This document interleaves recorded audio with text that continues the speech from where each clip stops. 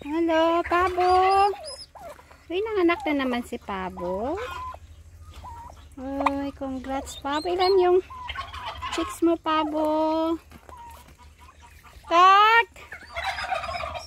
Turkey. Saan si Kabir? Saan? Okay, guys. Dito tayo sa baba.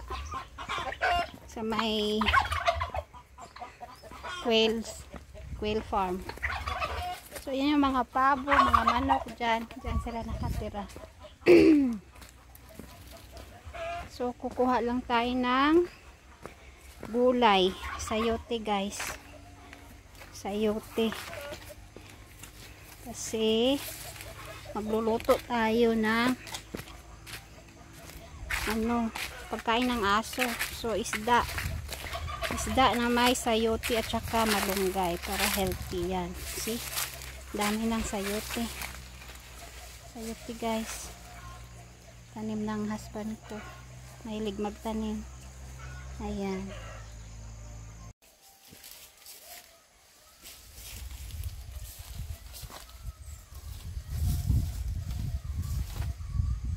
May pako pa, oh. Ayan, pako.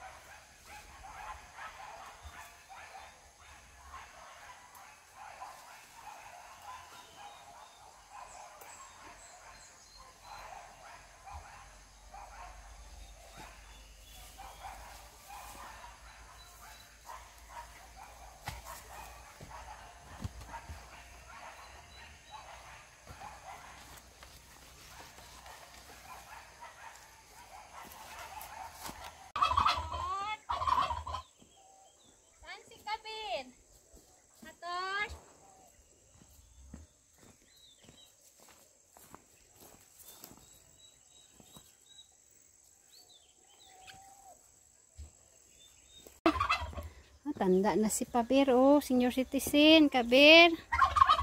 Kabir. Saka si Torque, pinakamatanda. 2 years old naman. Ay, 4 or 4 years old na yata. Ayan si Kabir. Ayan, daming pabo. Torque. May lahi naman si Torque. Nanganak na naman. Yan sila. Ayun. Yung iba nandun sa baba. Hanap ng pagkain. Ayan. Please subscribe, guys. Kuha lang tayo ng malunggay. Ayan, malunggay. Ihalo sa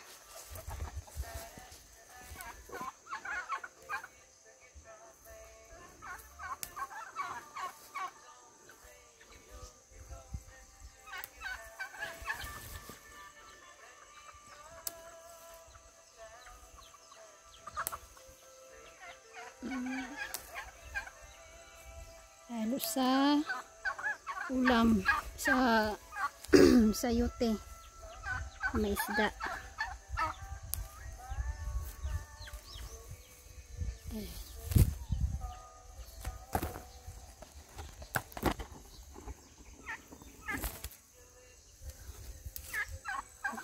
Pwede na to. Ayan, meron na.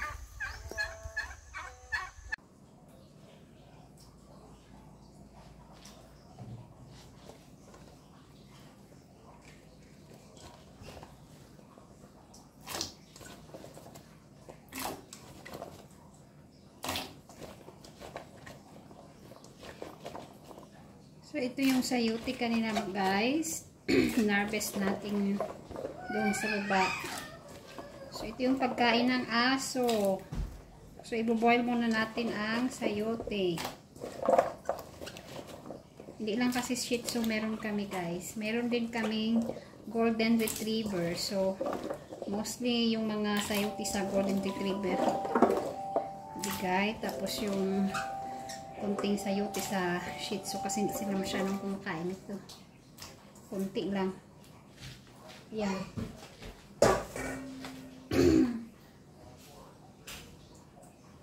Yan, lagyan lang ng asin.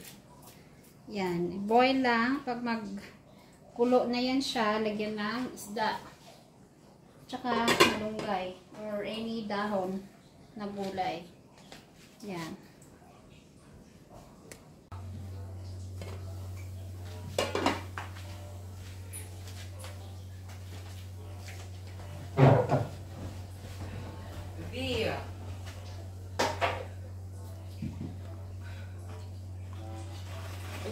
Here now, there.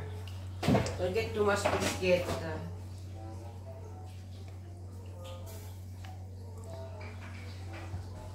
Ayan, may isda na sila guys. 9, 10. So, good for 2 to 3 days na pagkain ito. Rice with, fish, vegetable na sabaw. Yan.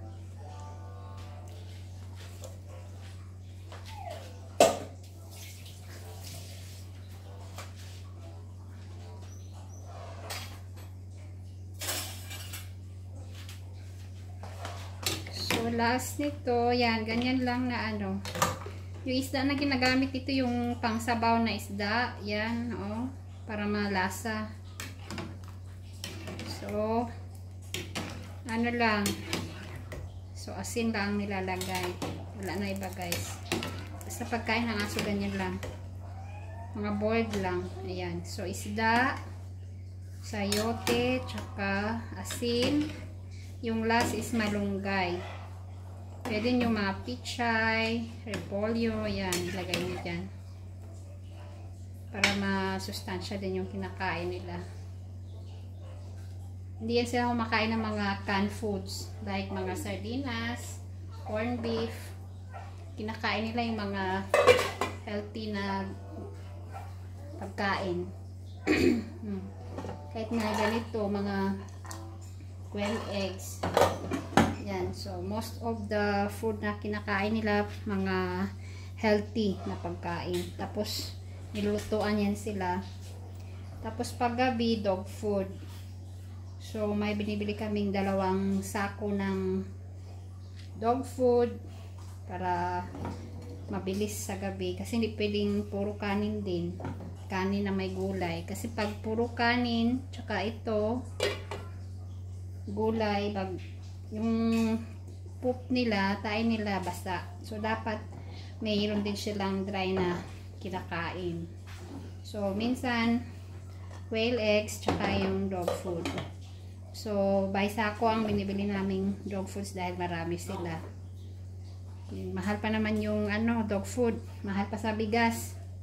Pinakamura ngayon na dog food is nasa 1,700. Sa suki ko binibili kasi siya lang mura. Kasi sa iba 2,000 na. Ayan guys. Please subscribe to my channel guys. Support my small channel. Thank you so much.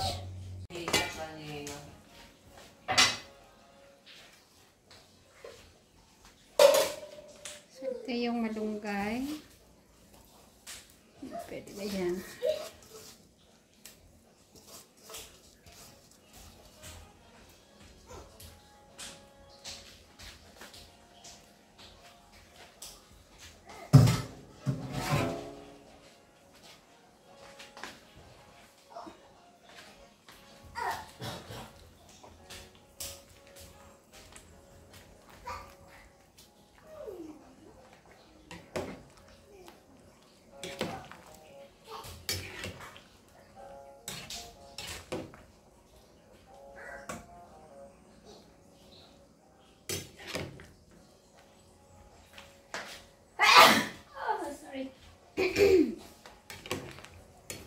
So, ito na yung pagkain ng aso, dog food. Table food to tawag dito. Pag yung ikaw na nagluto, ayan. So, fish with vegetable soup. And yung lagi nilang kinakain pag lunch. So, kanin na may soup, like chicken soup, fish soup, yan. Mga sabaw-sabaw lang sila guys. Paggabi naman is dog food. Pag umaga, pancake or boiled quail eggs. Yan. So ready na to siya. Ready na to siya para pakainin na yung mga aso. Thank you guys for watching. Oh, maghintay.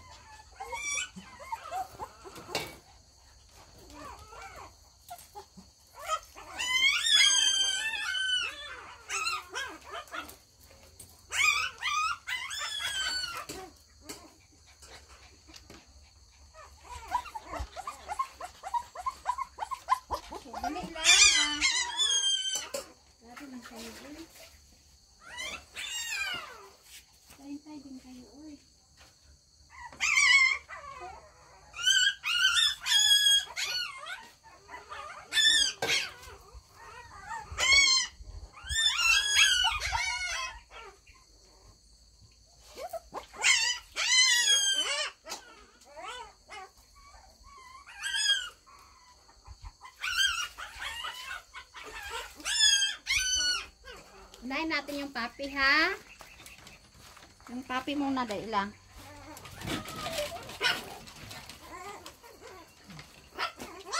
Mainit, papi. Doon muna, doon. Sige na, mamaya na.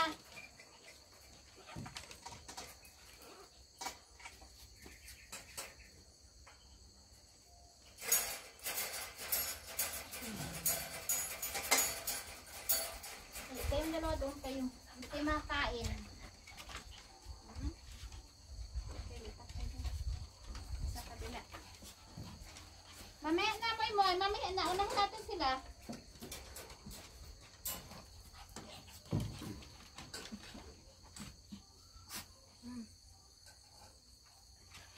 Kain na. Kain na ha. Para madali maglaki ha. Kasi kayo naman. Dahil lang. Sara muna natin ito kayo mainit. Mainit.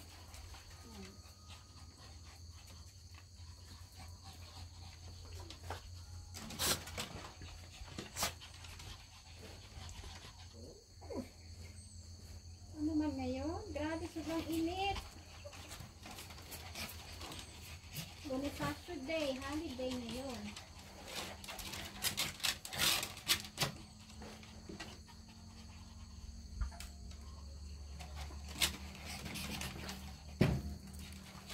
Dali lang ha, hintay lang ha.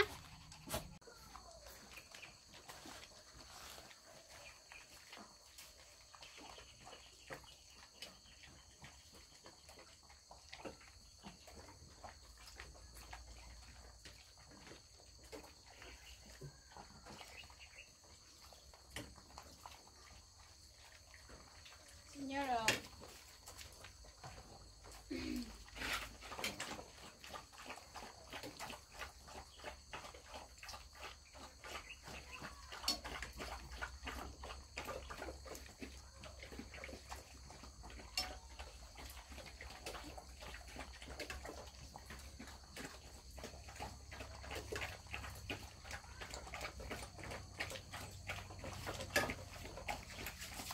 Hola.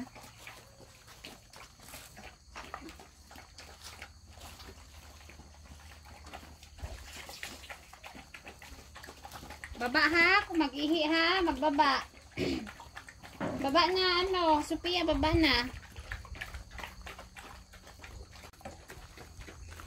Prima, hindi mo naubos?